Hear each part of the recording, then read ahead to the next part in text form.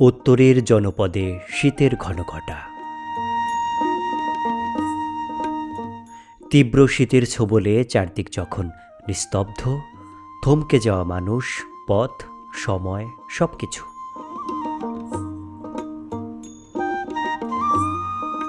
ঠিক তখনই আমরা ছুটে চলেছি কুড়িগ্রামের এক দুর্গম চরের দিকে।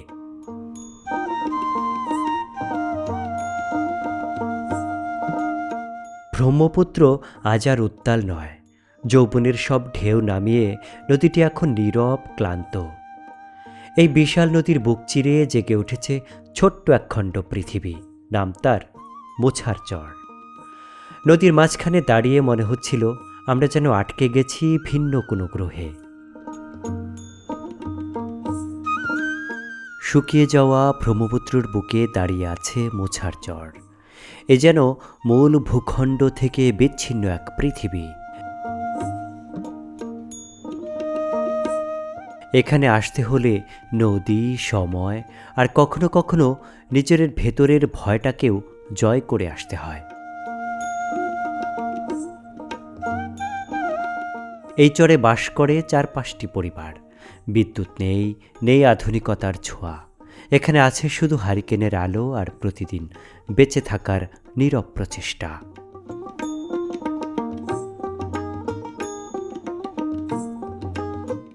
আজ আমরা এসেছি এই চরের মানুষের কাছে। তাদের জীবন শুধু দেখতে নয়, তাদের সাথে কথা বলতে, তাদের কথা শুনতে, তাদের নীরবতার ভাষা বুঝতে।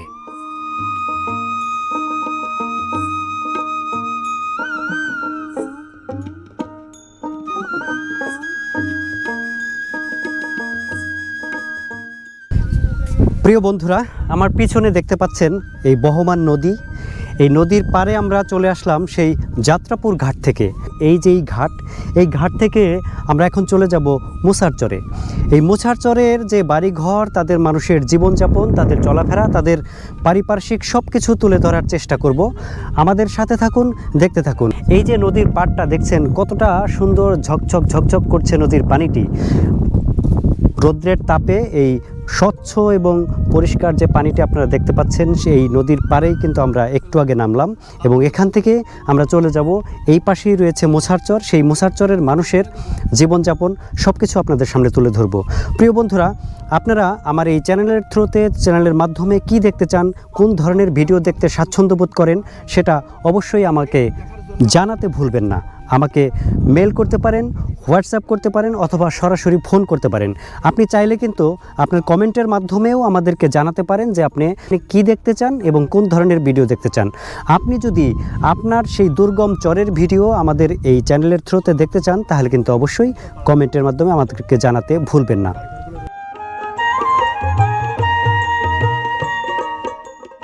ওই যে সামনে যে বাড়িঘরগুলো আমরা দেখতে পাচ্ছি, এটাই কিন্তু সেই মোছার চর। দেখুন প্রিয় বন্ধুরা, কত সুন্দর একটি বাড়িঘর, এবং এই বাড়িঘরগুলোতে যারা বাস করে তারা আসলে কতই না মানবেতর জীবনযাপন করে। ঘরগুলো, বাড়িগুলো দেখলেই তার চিহ্ন পাওয়া যায়। এখানে যেই কন্ডিশন আমরা দেখতে পাচ্ছি, এখানে হয়তো বর্তমানে কোনো মানুষই থাকে না, কারণ ঘরগুলো একেবারে পরিত্যক্ত অবস্থায় পড়ে আছে।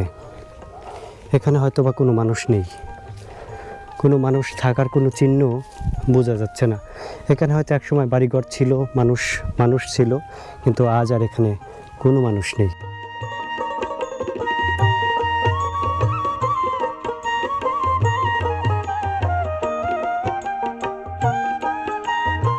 কাকি, এগুলা কি নেন? ধান নাকি? ধানের চিটা? কেন ধান নাই? ও, ধান নিছেন, এখন ধানের চিটা নিয়ে যাচ্ছেন।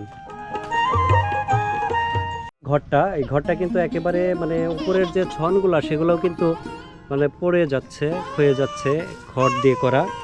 এবং এই ঘরটার ভিতরে উনি থাকে না? খালাম্মা, এই যে ঘরে যে থাকছেন, এই থাকতে কি কোনো কষ্ট হয়? বৃষ্টিতে কি ভিতরে পানি পড়ে? অনেক পানি পড়ে না? ওই যে ওই গড্ড ভাঙা চূড়া ঘর ওই ঘরটাও ভাঙা। তার তো এইরকম একটা ঘরে যে থাকতে কষ্ট হয়, ঘরটা ঠিক করেন না কেন তাহলে?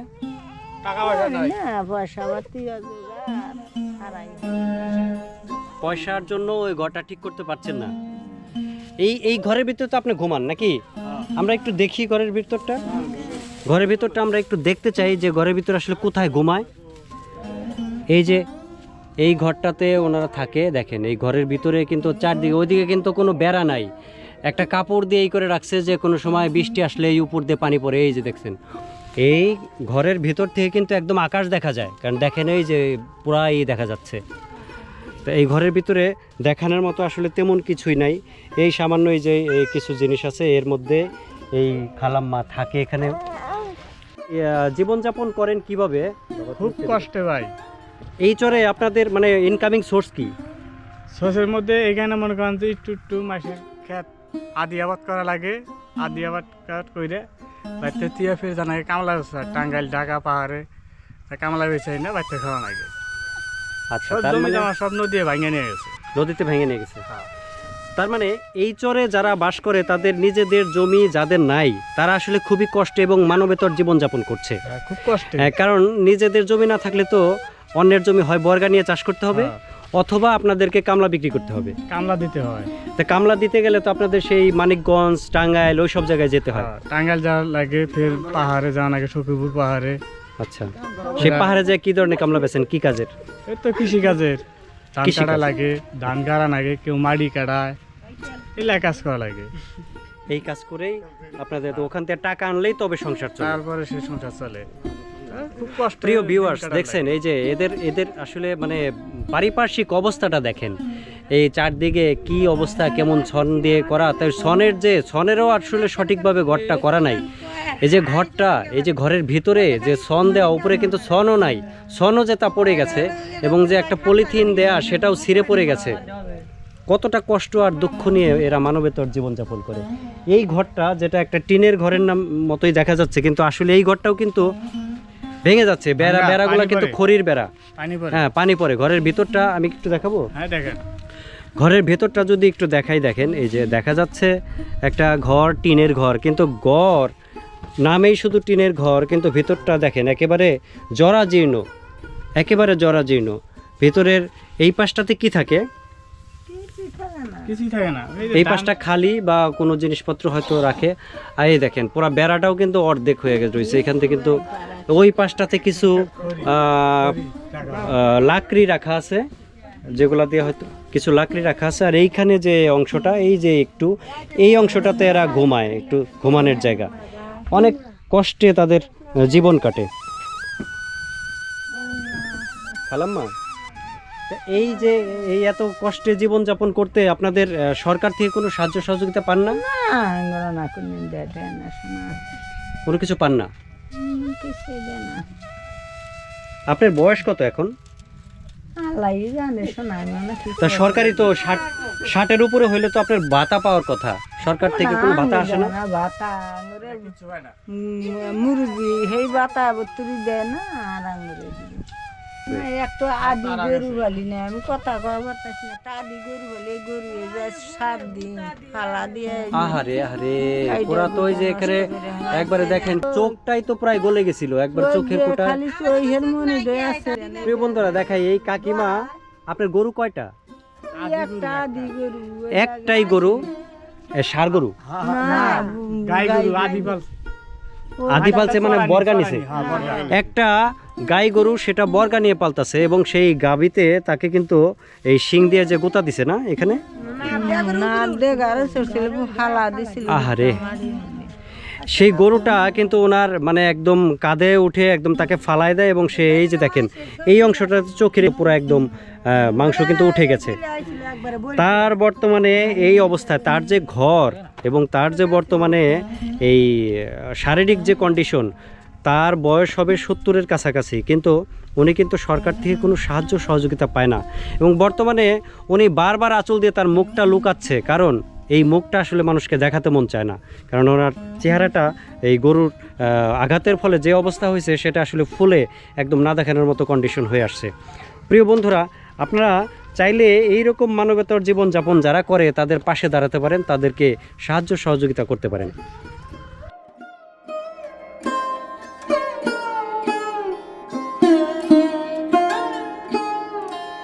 এই চরে যে আপনারা বসবাস করতেছেন, বর্তমানে কি সুখে আছেন না দুঃখে আছেন? এখন আমরা দুঃখের কথা বলতে আল্লাহ কথা রাখবো, মালিক যেভাবে রাখে ওইটাই আমার কাছে হাজার হাজার সুখ। এই যে এইরকম মনে করেন যে এইরকম কন্ডিশনে থেকে মানুষের আসলে মানবেতর জীবনযাপন করেও আপনারা যে মুখে আলহামদুলিল্লাহ সুখে আছি এই কথাগুলো বলেন, এটা আসলে আল্লাহ আপনাদেরকে আরও বেশি রহমত বর্ষণ করবে। কারণ এইরকম কন্ডিশনের থেকে যারা গাড়ি বাড়ি কোটি কোটি টাকার সম্পদ করেছে তারাও কিন্তু সুখে আছে এই কথাটা বলতে খুব লজ্জা পায় মনে হয়। তারাও বলে যে না সুখে নাই, আমার অনেক কিছু লাগবে আরও। কিন্তু আপনারা এইরকম কন্ডিশনে থেকেও বলেন যে আলহামদুলিল্লাহ অনেক সুখে আছি। এটা আসলে আল্লাহ আপনাদের এই কথায় রাজি খুশি এবং আপনাদের উপরে রহমত বর্ষণ করবে আমি মনে করি। তো আপনার সংসার চলে কিভাবে? কৃষি কাম করি, জামাত জামাত করি, এগুলা দিয়ে আর কি আল্লাহ চালায়। এগুলা দিয়ে চলে, হ্যাঁ, এছাড়া আর তো কোনো উপায় নেই। না এই এই এই এই ধানগুলো বুনছেন কোথায়? পূব পাশে। কতটুক জমির মধ্যে এই ধান বুনছেন?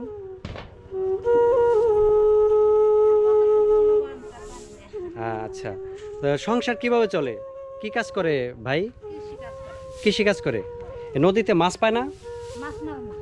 মাছ মারে না, না মাছ পাওয়া যায় না। এই যে এই আপা দেখেন এখানে ধান শুকিয়ে দিছিল। এই ধানের নাম হলো গুটি স্বর্ণ না? এই ধানের নাম কিন্তু গুটি স্বর্ণ। এই ধানগুলা তিনি শুকা দিয়েছেন এবং এগুলা বর্তমানে সে তুলে ফেলবে আর কি। চরের এই জীবনগুলো আসলে অনেক কষ্টের। আপনার এই চরে তো কোনো স্কুল নাই, কোনো মাদ্রাসা নাই, কোনো ক্লিনিক নাই। আপনারা যদি অসুস্থ হয়ে পড়েন তখন কিভাবে স্বাস্থ্যসেবা কিভাবে নেন? ওই নদীর উপার যাওয়া লাগে, নদীর উপার গিয়ে তারপরে চিকিৎসা সেবা নিতে হয়। তো এই যে এত কষ্ট করে এই এলাকায় থাকতে হয়, আপনাদের মানে কি মন চায় না যে পুরান এলাকায় থাকতে? চরে কেন থাকেন? পুরান এলাকায় থাকলে হলে টাকা পয়সা লাগবো না, জমি জমা নাই, অনেক টাকা পয়সার দরকার আছে। তো ওই পুরান এলাকায় মানে থাকতে গেলে মানে টাকা পয়সার অভাবেই তো এই চরে পড়ে আছেন। তো চরে কি গরু পালতে পারতেছেন বর্তমানে? গরু টরু, গরু এবং কৃষি কাজ করে এখন কি সংসার কি ভালো চলে? চলে। তার মানে পুরান এলাকায় থাকলে তো এরকম কাজ পাওয়া যাবে না, সেই কাজগুলো এখানে করতে পারছেন বলে সংসারটা ভালো চলে না?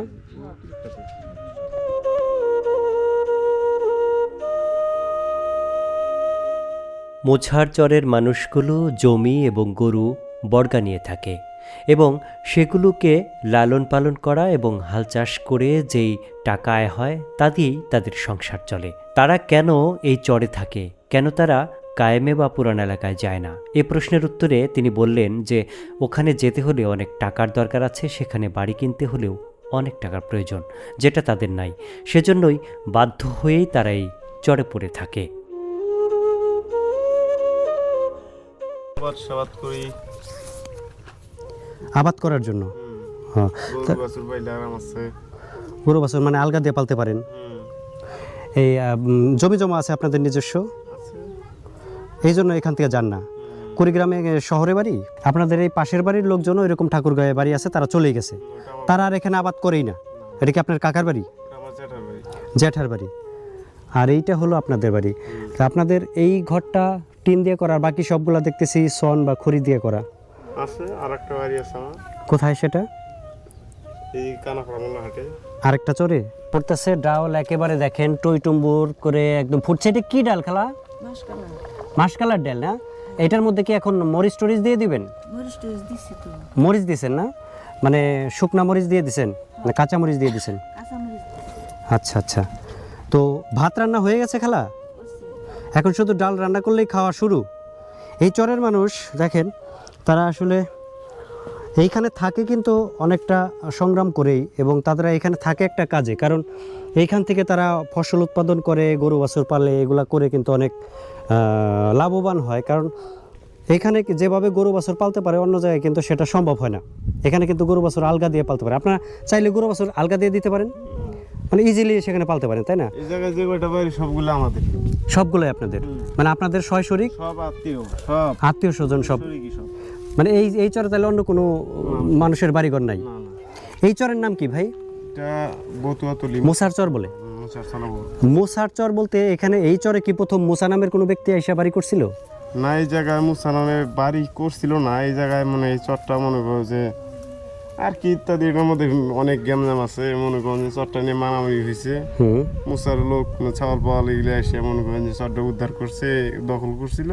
তারপর থেকে ওই চর ওই সাইডে চর ছিল সেটা, এবং ওই জায়গা থেকে এই জায়গায় ভেঙে আসছে এই জায়গায়, এখন ওই নামেই চলে এটা। ওই নামেই চলে যে এটা মুসার চর আর কি, বুঝতে পারছি। এই চরের নামের যে ইতিহাস সেটাও আপনারা শুনলেন এই ভাইয়ের মুখ থেকে, যে একসময় ঝগড়াঝাটি করে এই মুসা নামের যে লোক ছিল তার লোকজন এবং তারা মিলেই এই চরটাকে উদ্ধার করছিল সেই অন্যদের হাত থেকে, এবং তারপর থেকেই সেই মুসা নামের ব্যক্তির নামকরণের সূত্র ধরেই এই চরের নাম হয় মুসার চর। এইটাই মুসার বাড়ি। এইটাই। প্রিয় বন্ধুরা, আরও একটা সুন্দর তথ্য দেই। এই যে ভাই বলল যে যেই ব্যক্তির নামে এই চরটা, তার বাড়ি কিন্তু এইটাই কিন্তু সেই মুসার বাড়ি। এটা কিন্তু কুড়িগ্রামের অলিপুর থানাতে পড়ছে, এবং ওইদিকে মোল্লার হাটে আরেকটা বাড়ি আছে সেই মুসা সাহেবের। তাহলে মুসা আপনার সম্পর্কে কি হয়? এটা আমার দাদু। আপনার দাদা হয়। এই ভাইয়ের দাদার নামে কিন্তু মুসা ছিল, যে আসলে এই চরটা যার নামে এই চরের নামকরণ, সে কিন্তু এই ভাইয়ের দাদা, মানে আমাদেরও ভাই হয়। আপনার দাদা মানে আপনার ভাই, তাই না? তার মানে সেই মুসা নামের ব্যক্তিটি কিন্তু আমাদেরও ভাই হয়। এই বাড়িঘর কিন্তু তারই, এবং তার নাম কারণেই এই চরের নাম করা হয়েছে মুসার চর। তার বাড়িটা একটু ভালো করে আপনাদেরকে আরেকবার দেখাই, যেহেতু তার নামেই এই চরের নাম।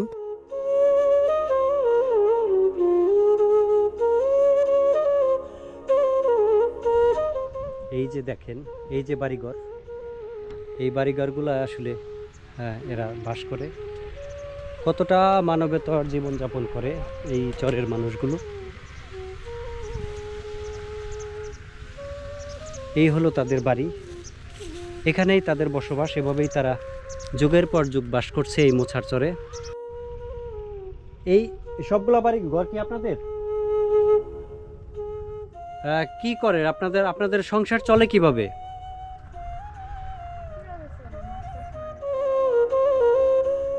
মাছ মারে আর টাঙ্গাইল গিয়ে কি ওই কামলা বেচে? খালাম্মা, আপনাদের এই সংসার চলে কিভাবে? কামলা বেচে, এছাড়া আর কোনোভাবে চলার কোনো উপায় নাই নাকি?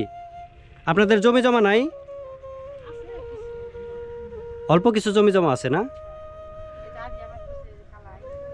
এই কালাই, এই খালাম্মা তিনি তার মুখ দেখাতে ইচ্ছুক না, সেই জন্য কিন্তু আমরা তার মুখ দেখাচ্ছি না। খালাম্মা ওই যে ভিতর থেকে পর্দা করে ভিতরে থেকে কথা বলছে, আমরা ভিতর থেকে তার কথাগুলো শুনছি আর দেখাচ্ছি। দেখেন মানুষ কতটা পর্দানশীল, কিন্তু তার মুখ আমরা দেখাচ্ছি না যদিও। তো খালা, আপনাদের এই যে বাড়িঘরগুলো টিনের কেন তৈরি করেন না, ছন্দে কেন বানাইছেন? টাকা পয়সার জন্য করতে পারেন না? না, কিন্তু ছন্দে বানাইলেও তো বাড়িঘর অনেক সুন্দর। দেখেন না কত ঝকঝকে তকতকে একদম পরিষ্কার করে রাখছেন। এই ঘরের উঠানে যদি এই কলাই না থাকতো তাহলে তো আরও বেশি সুন্দর দেখা যেত না? এমনি তো পরিষ্কার করে রাখেন সব সময়। হ্যাঁ, কালাই শুকা দিয়েছেন, সেটাই বললাম। কিন্তু বাড়িঘর একদম দেখেন ধোয়া মুছে একদম পরিষ্কার করে রাখছেন। আপনাদের গাছে কি সুন্দর লাউ ধরছে, এই যে আপনাদের সিম গাছে অনেক সুন্দর সিম ধরছে। হ্যাঁ, ভালো। এই সিম লাউ কি নিজেরাই শুধু খান না আবার বিক্রিও করেন? বিক্রিও করেন না? মানুষকে আবার দিয়েও দেন, দু একটা গিফট করেন। তা আমাকে গিফট করবেন? না খালা, এমনি বললাম। আমরা আসছি সেই দূরে ঢাকা থেকে। হ্যাঁ, আপনার লাউ নিয়ে আমরা কি করব? এই যে খালার কথা শুনছেন এতক্ষণে, খালা কি বলছে? খালা বলতেছে যে থাকেন তাহলে রান্না করে খাওয়াই। আসলে বাংলার মায়েরা কতটা ভালো, বাংলার মায়েরা কতটা আদর করে তার সন্তানকে। আমাকে তো তার নিজের সন্তানের মতো মনে করে এই খালা বলছে যে তাহলে থাকেন, রান্না করি, খেয়ে যান। এই কথাটাই আসলে কজন বলে। আপনি ধনী মানুষের বাড়িতে যাবেন, আপনাকে কিন্তু মোটেও সমাদর করবে না। কিন্তু এই গরিব মানুষগুলা, যাদের আসলে নুন আনতে পান্তা ফুরায়, যাদের দিনগুলো কাটে খুবই মানবেতর, কিন্তু তাদের মনটা অনেক বড়। তারা এই রকম বাড়িঘরে থেকেও তারা মানুষকে সাহায্য সহযোগিতা এবং দয়ার যে হাত সেটা কিন্তু বাড়িয়ে দেয়। তারা কিন্তু মানুষকে চায় যে মানুষের পাশে দাঁড়াতে।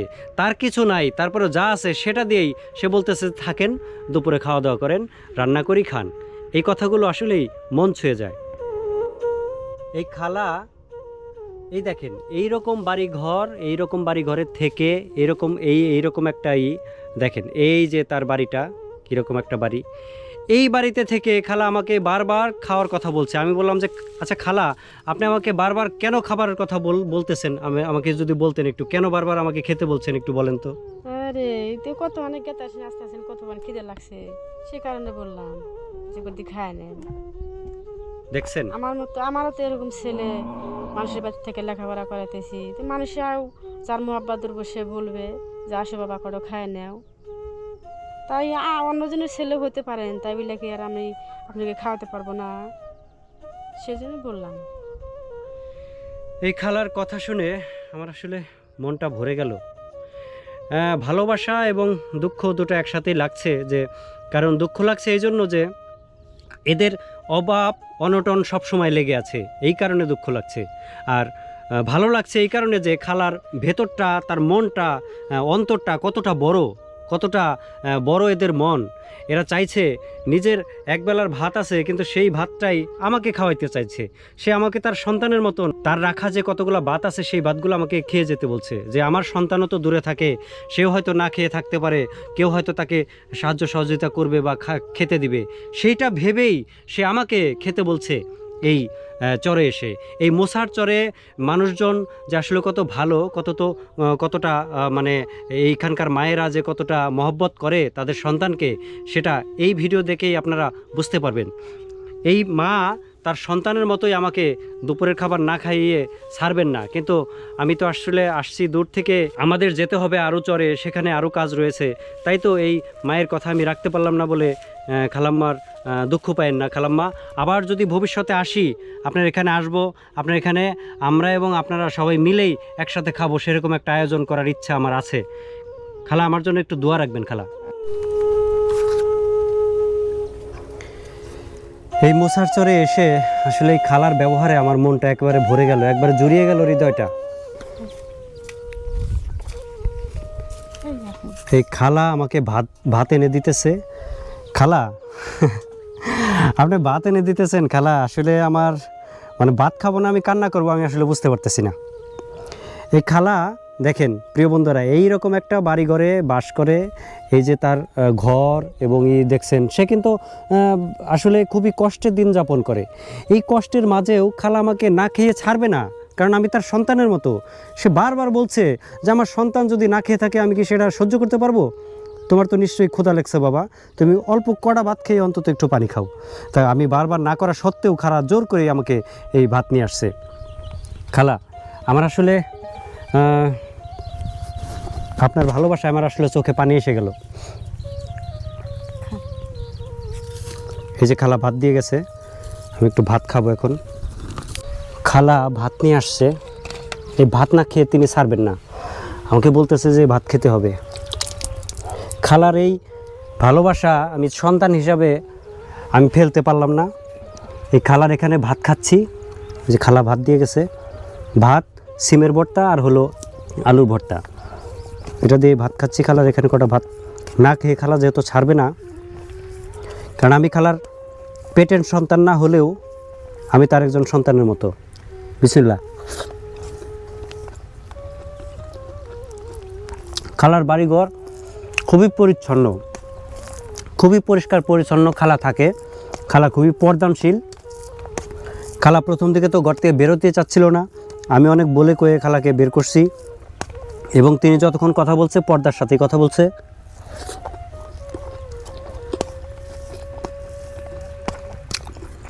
অন ক্যামেরায় সে কিন্তু মুখ দেখায় নাই, কিন্তু যেহেতু আমি তার সন্তানের মতো, সে কিন্তু অফ ক্যামেরায় আমাকে তার চেহারা দেখাইছে, কারণ আমি তো তার ছেলের মতো।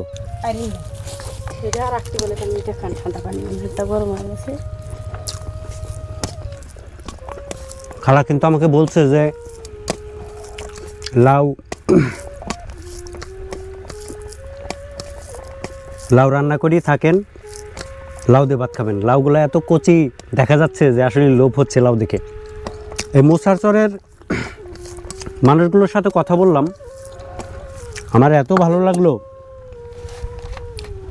মুসার চরের প্রত্যেকটা বাড়ির মানুষজন খুবই অমায়িক।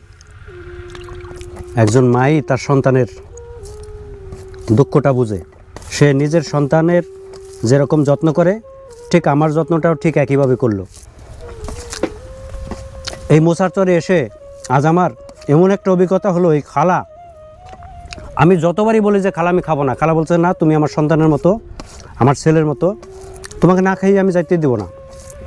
বাধ্য হয়ে এই মুসার চরে এসে এই খালার কথা শুনে আমি বারবার চলে যাচ্ছিলাম, খালা আমাকে না খাইয়ে ছাড়বেই না। আমি বাধ্য হলাম খালার এখানে। খালার ভালোবাসায় আমি আসলে পরাজিত। আমি শেষ পর্যন্ত সেখানে আমি সেই ভাতগুলা খেয়ে আমি খালার ভালোবাসাটা আমি গ্রহণ করলাম। মনটা ভরে গেল। আমি এই মুসার চরে বারবার আসতে চাই।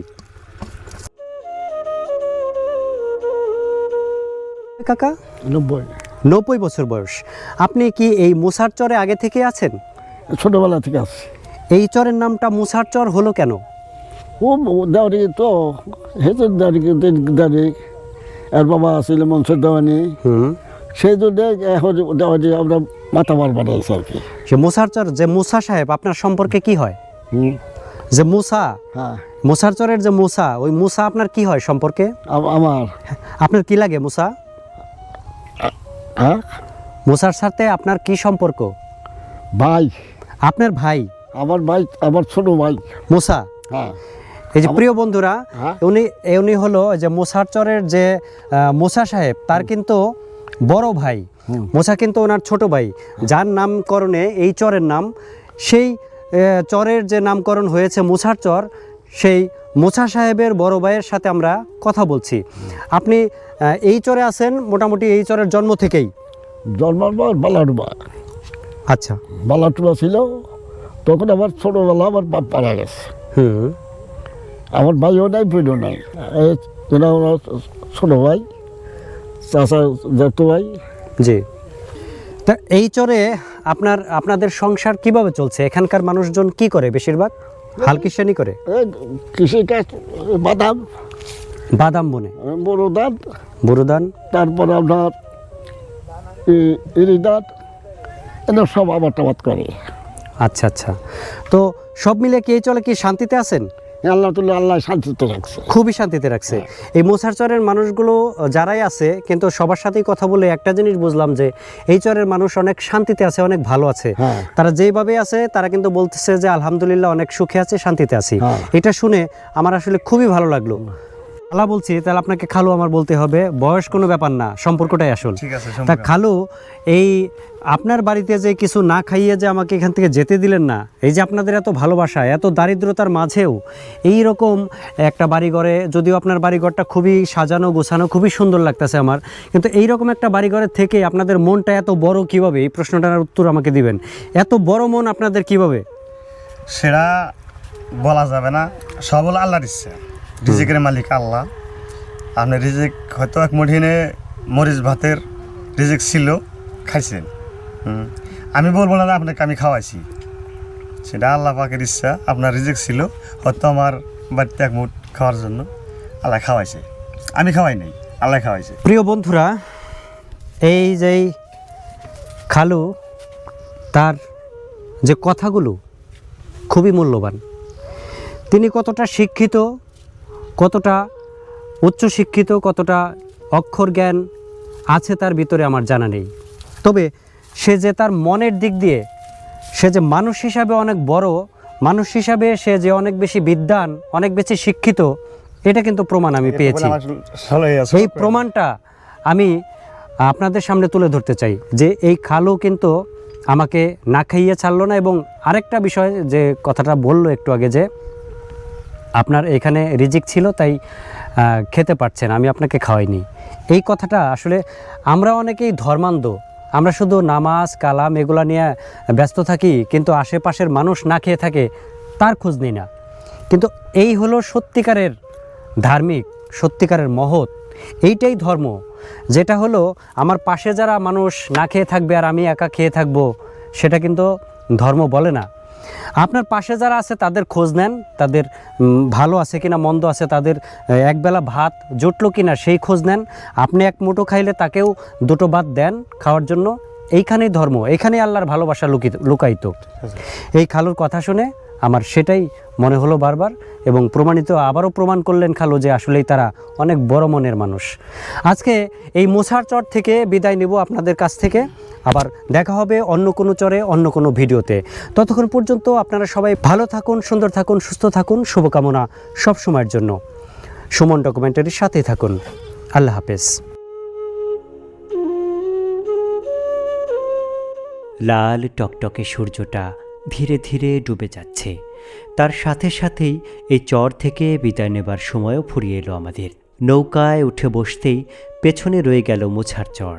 নীরব কিছু জীবন, না বলা কিছু গল্প।